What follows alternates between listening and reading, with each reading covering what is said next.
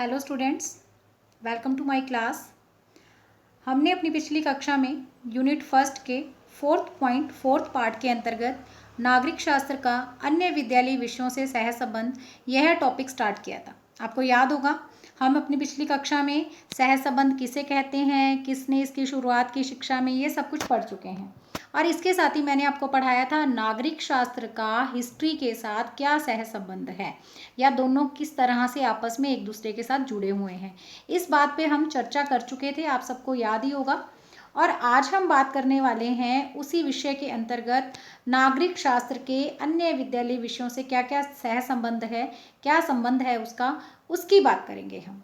ठीक है, तो आप ये देखिए आज की जो हमारी क्लास है वो पीछे वाली क्लास के साथ ही रेलेवेंट करनी है आपने, यानी टॉपिक सेम है और अभी भी आगे जो क्लास होगी उसमें भी यही टॉपिक रहेगा। ठीक है, तो ये क्या है, यूनिट फर्स्ट का फोर्थ पॉइंट है। ठीक है, चलिए इसे स्टार्ट करते हैं। तो आज हम सबसे पहले बात करेंगे नागरिक शास्त्र और समाज शास्त्र की, सिविक्स एंड सोशोलॉजी।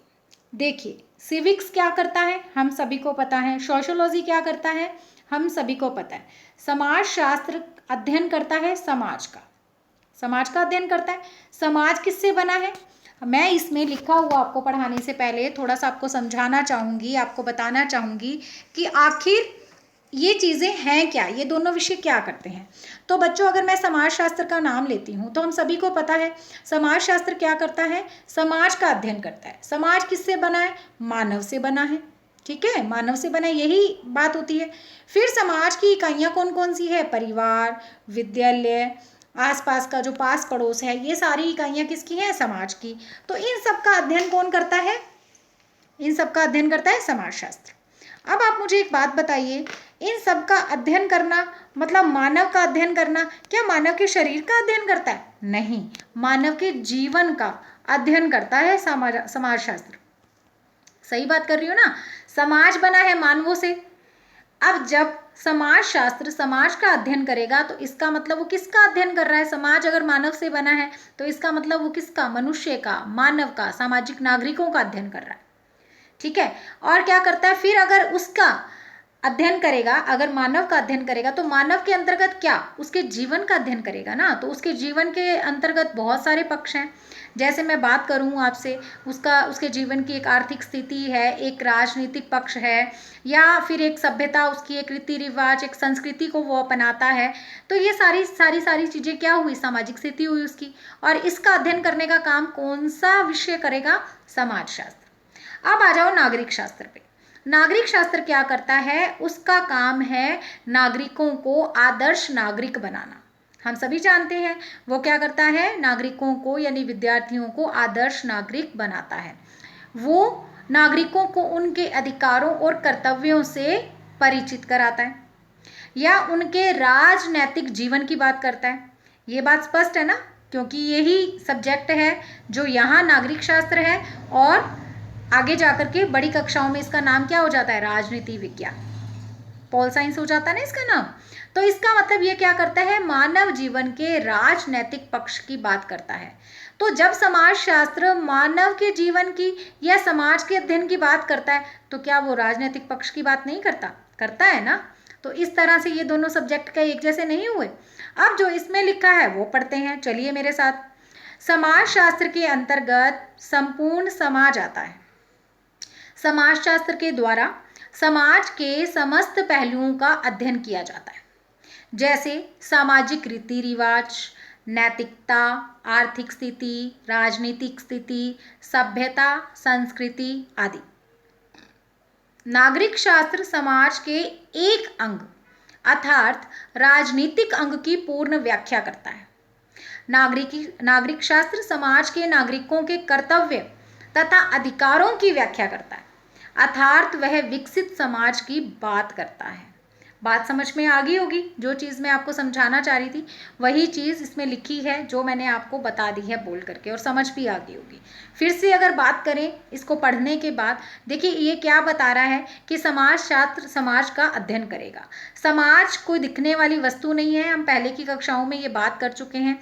समाज दिखता नहीं है, समाज का मतलब मानवों का समूह। हम सभी जानते हैं ना, मानवों का समूह क्या है? समाज है। अब यहाँ पे जब हमने बात की समाज की, और समाज मानवों का समूह है, तो इसका मतलब क्या हुआ? इसका मतलब ये हुआ कि समाज शास्त्र मानवों के समूह का अध्ययन करता है।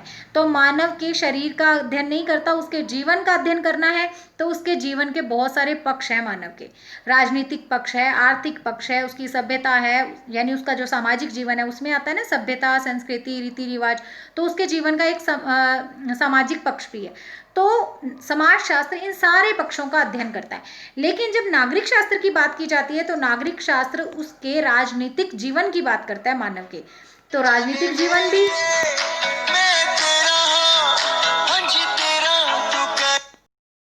राजनीतिक जीवन भी किसका? तो राजनीतिक जीवन के अंतर्गत क्या चीजें आएंगी? राजनीतिक जीवन में भी ये चीजें सारी की सारी समाजशास्त्र का, राजनीतिक विज्ञान भी इसका एक विषय है। इस तरह से ये इसके अंतर्गत ही आएगा। तो इस तरह से ये दोनों जुड़ गए ना, फिर समाजशास्त्र और नागरिक शास्त्र आपस में जुड़ गए इस आधार पर। तो और भी अगर अच्छे से हम बात करें इसकी तो आगे भी है, अभी आगे भी हमें पढ़ना है। देखिए अब लास्ट में कंक्लूजन क्या निकलता है कि समाज शास्त्र तथा नागरिक शास्त्र दोनों ही सामाजिक जीवन की बात करते हैं। ये कंक्लूजन आया ना हमारे सामने। क्या कंक्लूजन आया? कि समाज शास्त्र तथा नागरिक शास्त्र दोनों ही सामाजिक जीवन की व्याख्या करते हैं। किंतु अंतर क्या है? किंतु अंतर केवल उनके क्षेत्र तथा आदर्शों का है। ठीक है। अब अगर मैं आपसे बिना पढ़े ही आपसे पूछूं कि किसका क्षेत्र विस्तृत है, तो आप कहेंगे समाजशास्त्र का। क्यों? क्योंकि ये मानव जीवन के प्रत्येक पक्ष की बात करता है। और नागरिक शास्त्र का जो क्षेत्र है, जो आदर्श है, वो थोड़ा सा संकुचित है। क्यों संकुचित है? क्योंकि ये केवल और केवल मानव जीवन के राजनैतिक पक्ष की या राजनैतिक जीवन की बात करता है। यही हमने पढ़ा और यही ये चीज कह रही है। देख लो, किंतु अंतर केवल उनके क्षेत्र तथा आदर्शों का है।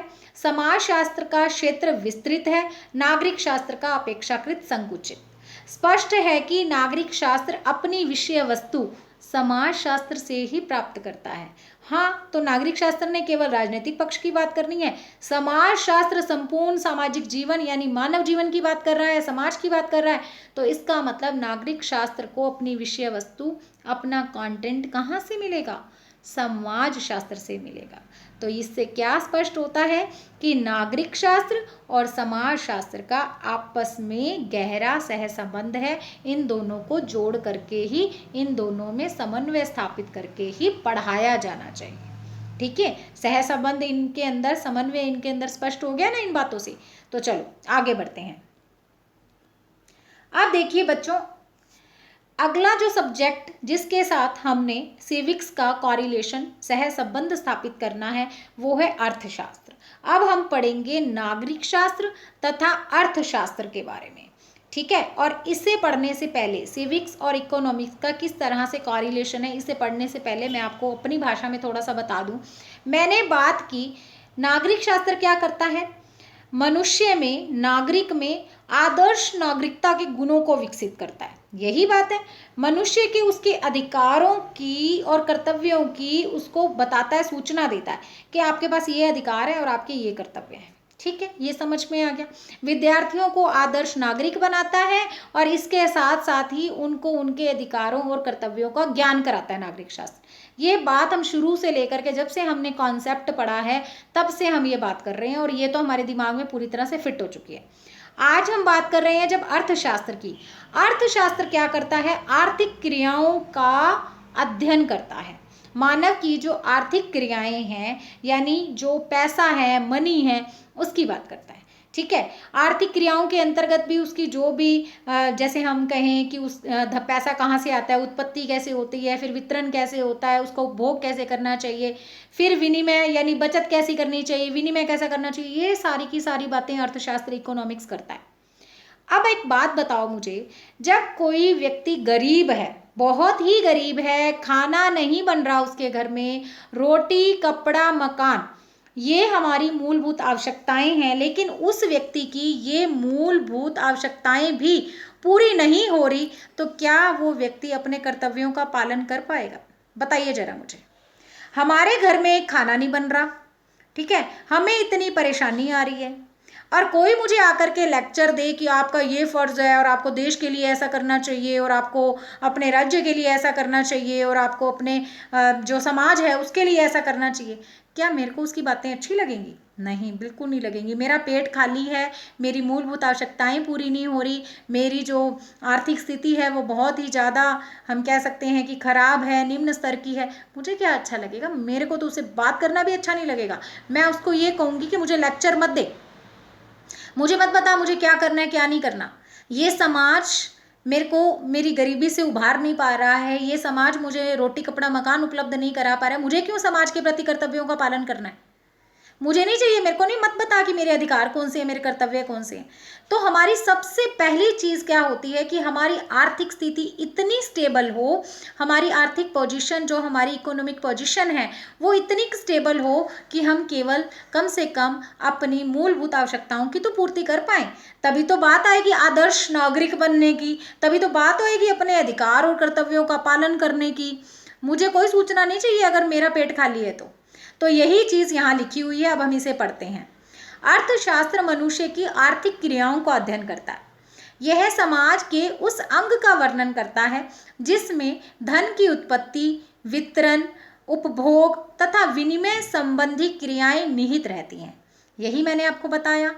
फिर नागरिक शास्त्र सुखद सामाजिक जीवन की कला तथा नागरिकों के कर्तव्य तथा अधिकारों का ज्ञान प्राप्त करता है, प्रदान करता है। यही पढ़ा हमने। चलो आगे बढ़ते हैं। अब देखिए, अब ये दोनों किसका अध्ययन कर रहे हैं? चाहे हम अर्थशास्त्र की बात करें, चाहे हम नागरिक शास्त्र की बात करें, दोनों बात तो करते हैं किसके अध्ययन की? मानव के अध्ययन की ही ना। यही वही बात है सेम जो हम पीछे पढ़ के आए हैं कि दोनों का क्षेत्र अलग अलग है लेकिन दोनों बात सेम ही करते हैं। कैसे? स्पष्ट है कि दोनों ही शास्त्र मानव का ही अध्ययन करते हैं, परंतु उनके क्षेत्र भिन्न भिन्न हैं। एक केवल मनुष्य के अर्थ संबंधी क्रियाकलापों तथा दूसरा नागरिकता से संबंधित विषयों की व्याख्या करता है। बात समझ में आ रही है ना? अर्थशास्त्र क्या करता है? अर्थ संबंधी, अर्थ मतलब पैसा, मनी, अर्थ संबंधी यानी उसकी जो आर्थिक स्थिति है उससे संबंधित जो क्रियाकलाप है उनकी बात करता है। और दूसरा यानी दूसरा कौन? नागरिक शास्त्र। दूसरा विषय नागरिक शास्त्र, वो क्या करता है? नागरिकता से संबंधित विषयों की बात करता है। लेकिन बात तो दोनों मानव की ही कर रहे हैं, मनुष्य की ही कर रहे हैं। तो इस विभिन्नता के होते हुए भी दोनों शास्त्र एक दूसरे के सहयोगी हैं।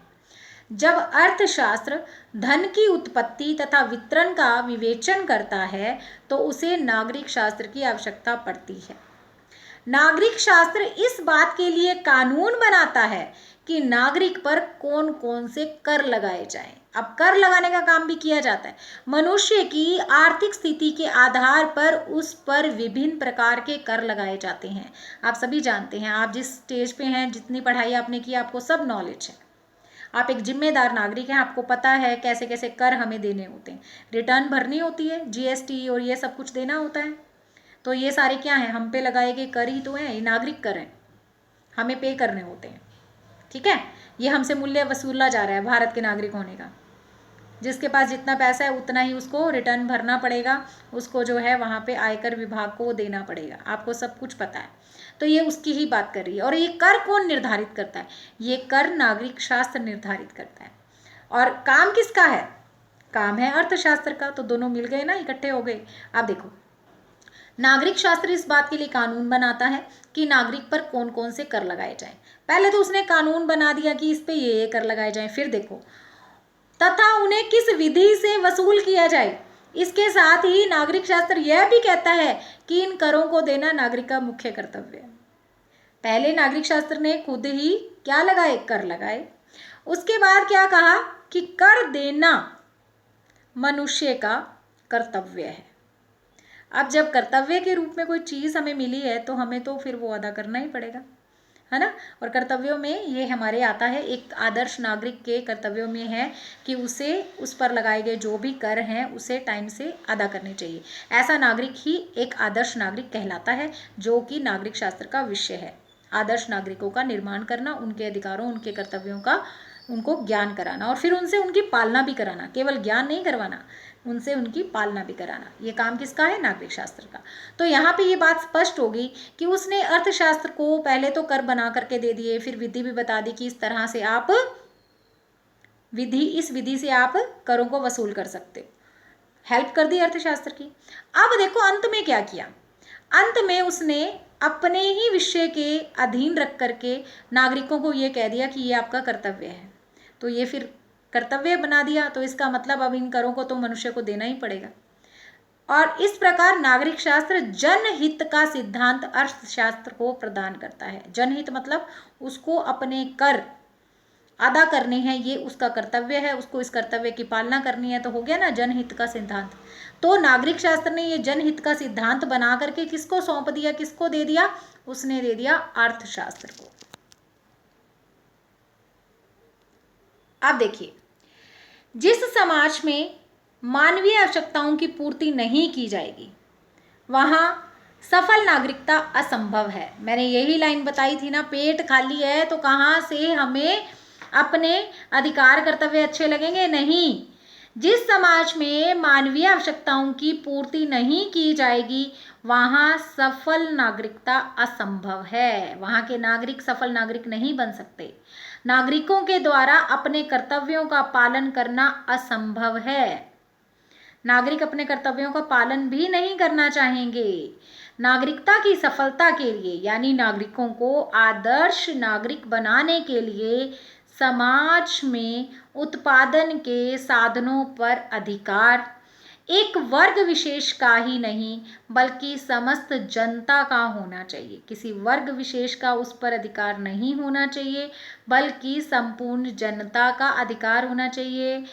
अतः कहा जाता है कि गरीबी मानव को कर्तव्य विमुख कर देती है। वही बात मेरा पेट खाली है, मुझे कोई कर्तव्यों की पालना नहीं करनी, मेरी तो मूलभूत आवश्यकताएं पूरी होनी चाहिए, मेरे घर में तो रोटी बननी चाहिए, मुझे तो रोटी कपड़ा मकान मिलना चाहिए, मेरे को कर्तव्यों से इसके अलावा इनके बिना मेरी मूलभूत आवश्यकताओं की पालना हुए बिना मेरी मूलभूत आवश्यकताएं जब तक पूरी ना हो मुझे कोई कर्तव्य की पालना नहीं करनी, मेरे को कुछ नहीं सुनना, मेरे को कोई अपने अधिकार नहीं चाहिए, मेरे को कोई अपने कर्तव्यों की सूचना नहीं लेनी। ऐसा है ना? तो यही बात है कि अगर नागरिकों की मौलिक आवश्यकताएं पूर्ण नहीं की जाएंगी तो उनके कर्तव्य से विमुख होने की संभावना बनी रहेगी, बिल्कुल बनी रहेगी। नागरिक शास्त्र का आदर्श, यानी नागरिक शास्त्र का आदर्श क्या है, उसका उद्देश्य क्या है? आदर्श नागरिकों का निर्माण करना। वो तो तभी सफल हो सकता है जब समाज की आर्थिक स्थिति अच्छी हो, प्रत्येक का पेट भरा हुआ हो, प्रत्येक की मूलभूत आवश्यकताएं रोटी कपड़ा मकान उनको मिले, तो ठीक है, फिर प्रत्येक आदमी अपने कर्तव्यों से विमुख नहीं होगा और कर्तव्यों की पालना करेगा। अगर पेट भरा होना चाहिए, घर भरा होना चाहिए, रोटी कपड़ा मकान मिलना चाहिए, उसके बाद सेकेंडरी है। अधिकार और कर्तव्य तो सेकेंडरी है ना, प्राइमरी क्या है? प्राइमरी ये है कि हमारी प्राथमिक आवश्यकताएं, हमारी मूलभूत आवश्यकताओं की पूर्ति होनी चाहिए।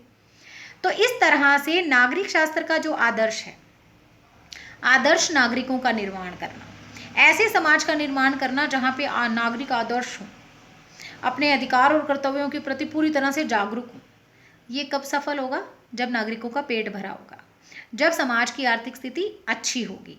और ये बात क्या दर्शाती है कि नागरिक शास्त्र और अर्थशास्त्र का परस्पर घनिष्ठ संबंध है। तो आज बच्चों हमने 2 सब्जेक्ट्स के साथ नागरिक शास्त्र का सह संबंध पढ़ा। कौन कौन से थे वो 2 सब्जेक्ट? आज हमने पढ़ा civics and sociology, civics and economic, नागरिक शास्त्र और समाजशास्त्र, नागरिक शास्त्र और अर्थशास्त्र। और इससे पहले पिछली कक्षाओं में हम पढ़ चुके हैं, सह संबंध का अर्थ कर चुके, सह संबंध कौन लेके आया शिक्षा जगत में, वो सारी की सारी डिटेल हम पढ़ चुके हैं। इसके साथ ही हमने नागरिक शास्त्र और इतिहास, याद आ गया ना आपको भी? मुझे भी आ गया और आपको भी आना चाहिए। नागरिक शास्त्र और इतिहास का सह संबंध हम देख चुके हैं, सिविक्स एंड हिस्ट्री।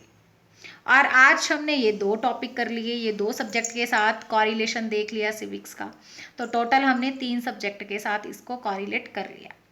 अब अगली कक्षा में भी टॉपिक यही रहेगा, सेम ही। अभी 2-3 सब्जेक्ट और हैं, अभी तो हमने साइंस के साथ इसका सहसंबंध स्थापित करना है।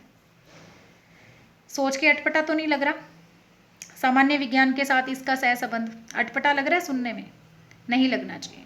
क्यों नहीं लगना चाहिए? क्योंकि हम नेचर में पढ़ चुके हैं। नागरिक शास्त्र विज्ञान है या कला, पढ़ा है ना, उसी की तो बात करेंगे यहाँ पे। तो सामान्य विज्ञान के साथ भी इसका संबंध है और हमें पता है इसकी नेचर कैसी है, कला है या विज्ञान है। इस पे चर्चा हो चुकी थी वहाँ पे, थोड़ा थोड़ा याद होगा आपको।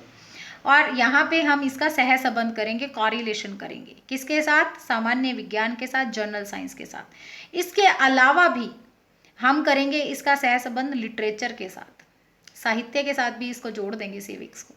तो अभी हमारे, और ज्योग्राफी के साथ भी, हाँ जी, ज्योग्राफी के साथ भी पढ़ेंगे, भूगोल के साथ। इस तरह से कुछ विषय अभी बाकी हैं जिनके साथ हमें नागरिक शास्त्र का सहसंबंध स्थापित करके पढ़ना है। और इनके विषयों के साथ ही हमारी अभी यूनिट फर्स्ट का 5th पॉइंट भी है। हमारी यूनिट फर्स्ट बहुत बड़ी है, 5th पॉइंट भी आएगा इसमें। सिलेबस देखा होगा आपने, हमने फर्स्ट क्लास में सिलेबस डिस्कस किया था। और अब जो सिलेबस के अंतर्गत ही हम फर्स्ट यूनिट के 4th पॉइंट पे खड़े हैं, अभी 4th पार्ट पे। और इसके बाद हमारा अभी 5th पार्ट और बाकी है, और उसके बाद हम सेकंड यूनिट पे जाएंगे। तो फर्स्ट यूनिट बहुत बड़ी है, और आपको मैं यही सजेशन देना चाहूँगी कि आप साथ साथ में जैसे वीडियोस देखते हैं, अगर आपको कुछ समझ में नहीं आता तो आप मुझे पर्सनली कॉल करके, मैसेज करके पूछ सकते हैं कि इस चीज़ को डिस्क्राइब कर दो।